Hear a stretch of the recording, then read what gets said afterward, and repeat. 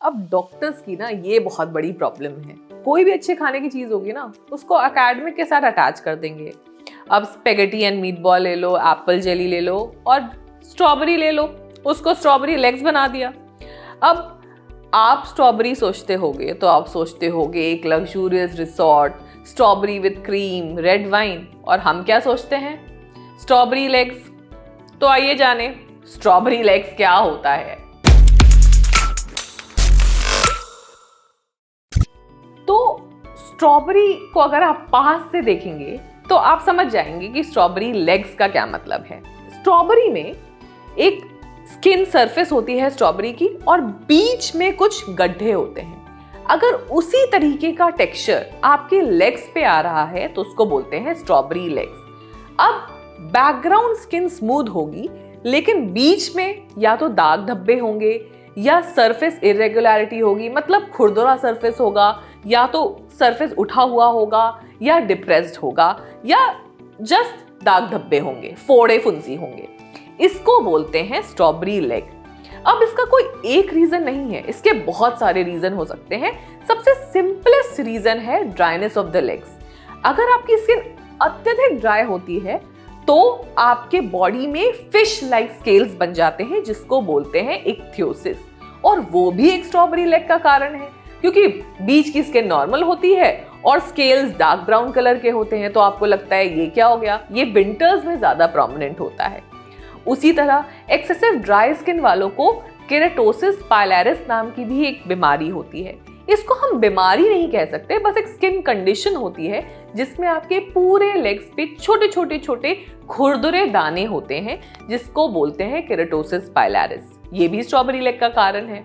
कई लोगों को वैक्सिंग के बाद बाल तोड़ हो जाता है जिसको पोस्ट वैक्सिंग फॉलिकुलाइटिस बोलते हैं। कुछ लोग को नॉर्मली ही बाल तोड़ होता रहता है पैरों में जिसको chronic folliculitis of the legs बोलते हैं। ये सब भी जब हील होते हैं तो दाग धब्बे छोड़ जाते हैं जो भी स्ट्रॉबेरी लेग्स का कारण होते हैं। अब इसका इलाज कैसे करना है? सबसे पहले बेसिक जरूर ठीक रखना है और वो है मॉइस्चराइजेशन। मॉइस्चराइजेशन से आपकी ड्राइनेस रिलेटेड जो स्केल्स बन रहे हैं, इक्थियोसिस हो रहा है, वो ठीक हो जाएगा। और मॉइस्चराइजेशन से जो केराटोसिस पाइलरिस है, जो खुरदुरे से पिंपल टाइप के दाने आपके बॉडी में हो रहे हैं, वो भी सेटल हो जाएंगे। बट इसमें कोई ऐसा वैसा मॉइस्चराइजर काम नहीं आएगा। आपको एक स्ट्रॉन्ग मॉइस्चराइजर लेना पड़ेगा जो कि ड्राई स्किन के लिए स्पेसिफिक हो। उसमें सेरामाइड हो, शिया बटर हो, ओटमील हो, लिक्विड पैराफिन हो। कुछ रिकमेंडेशंस हैं जैसे एज़िलाइड, Venusia Max, Cuti Max O lotion and even Cetaphil body lotion जिसमें लिक्विड पैराफिन होता है। अब अगर आपको वैक्सिंग के बाद बाल तोड़ हो रहे हैं उसका एक पर्टिकुलर रीजन होता है। नॉर्मली हमारा हेयर स्किन के सरफेस के ऊपर होता है।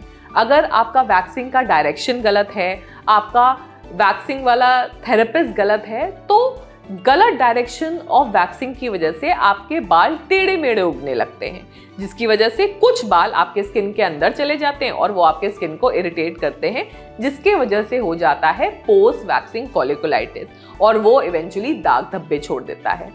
ऐसे सिनेरियो में आप लेजर हेयर रिमूवल करवा सकते हैं क्योंकि लेजर आपके स्किन के थ्रू एनर्जी ट्रांसफर करके आपके हेयर रूट्स को परमानेंटली डिस्ट्रॉय कर देता है।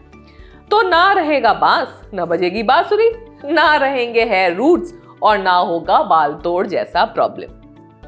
अगर ऐसा हो रखा है कि अब आपको बाल तोड़ नहीं होता, कोई बॉइल्स नहीं होते, लेकिन आपके दाग धब्बे हैं अभी भी पैरों में, इस कंडीशन में आपको स्किन लाइटनिंग ट्रीटमेंट्स की तरफ जाना पड़ेगा।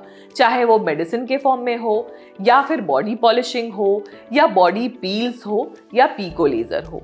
अगर आप इन सब ट्रीटमेंट्स के बारे में डिटेल में जानकारी जानना चाहते हैं तो आप स्क्रीन में दिखे हुए नंबर पे कॉल कर सकते हैं। हमें बहुत खुशी होगी आपकी सहायता करने में। आज के लिए इतना ही, तब तक के लिए बी ब्यूटीफुल, बी इन्फ्लुएंशियल।